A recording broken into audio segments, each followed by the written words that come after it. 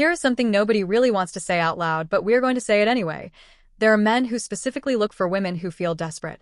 Not because they want to offer those women something good, but because they want to take advantage of something those women already have. Money, stability, emotional availability, or simply the willingness to accept poor treatment because they believe they have no better options. This is not a small or rare problem. It is more common than most people want to admit. And today we are going to talk about the warning signs, clearly, directly, without softening anything so that you can recognize this pattern before it causes real damage in your life. Let's start by setting the scene. A woman in her early 30s. She's been hearing for years from family, from social media, from the culture around her, that she is approaching or has already passed the age when she is most desirable. She is not broken. She is not stupid. She is actually a functioning, capable person. But she has absorbed a story about herself that says her time is running out. And because of that story, she is more open than she might otherwise be to someone who pays her attention. Someone who tells her she is beautiful. Someone who seems genuinely interested. Someone who appears, at first, to be exactly what she has been told she should want.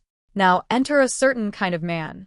This man is not always easy to spot at first because he knows how to present himself. He knows the right things to say. He knows how to make a woman feel seen and valued, especially a woman who has not been feeling that way lately. But his interest is not in her as a whole person. His interest is in what she represents. Someone who is unlikely to demand too much, unlikely to leave, and likely to work very hard to keep the relationship alive even when she is the only one doing the work. What are the warning signs? Let's go through them one by one. The first is moving very fast. When someone rushes the relationship, pushing for commitment, exclusivity, or emotional intensity very quickly, that is not always romance. Sometimes, it is a strategy.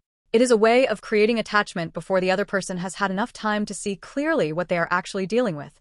In psychology, this is often connected to what is called love bombing, when someone overwhelms you with attention, affection, and compliments early on in a way that feels wonderful, but is actually designed to get you emotionally hooked before the real behavior starts showing.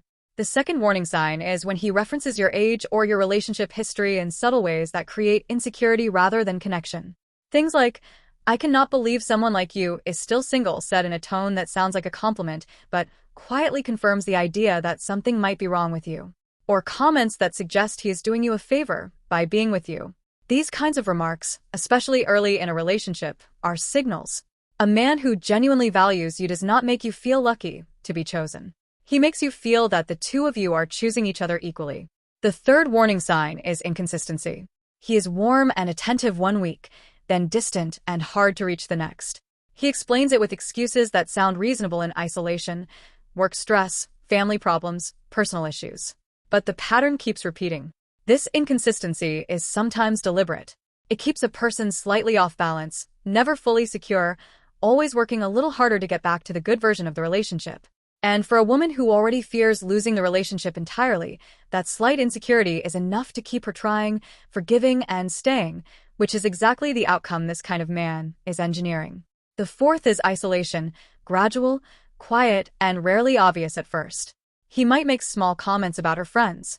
He might create situations where spending time with her family becomes complicated. He might take up more and more of her time and emotional energy until the people in her life who knew her before the relationship start to feel distant. Isolation is one of the most effective ways to increase dependence on a single person. And dependence, combined with the fear of being alone, becomes a very powerful cage. The fifth warning sign is what happens when you try to raise a concern or express a need. A man who is using your fear of being alone as leverage will often respond to your concerns in ways that make you feel guilty for having them. He might become cold. He might suggest that you are being too demanding, too sensitive, or too difficult. He might compare you unfavorably to women who do not make things complicated. The goal is to make you feel that your needs are the problem, not his behavior. And for a woman who already fears she is too much or not enough, both of which are common results of growing up in a culture that judges your worth, that message lands with devastating effectiveness.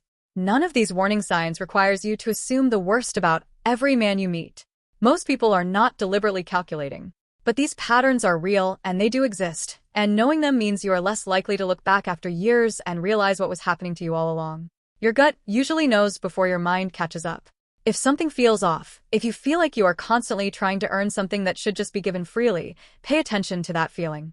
It is trying to tell you something important. Thanks for watching. Please subscribe for Japanese and Korean language learning content, fun ESL class stories, sometimes even the toxic ones, plus videos about pets, plants, and anything interesting I discover in my daily life.